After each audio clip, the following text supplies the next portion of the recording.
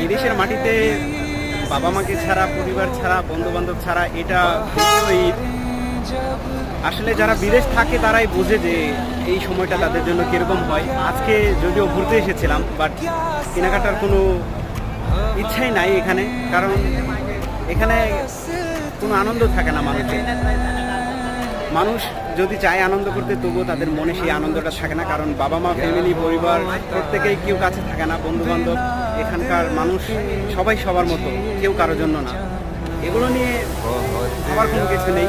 তো আজকে যেহেতু এটা আমার জীবনের দ্বিতীয় ঈদ, বাবা মা, ভাই বোন ছাড়া, বন্ধু বান্ধব ছাড়া, সবাইকে ছাড়া দ্বিতীয় ঈদ, তাই আজকে একটু ঘুরতে এসেছিলাম। এরপরে এখানে এসেছি, এটা মালয়েশিয়াতে বাংলা বাজার নামে পরিচিত। প্রচুর মানুষ এখানে, প্রচুর বাংলাদেশি আছে যারা নাকি এখানে ঈদ করছে, ঈদের কেনাকাটা করছে এখনও। আমি একটু আগে গিয়েছিলাম,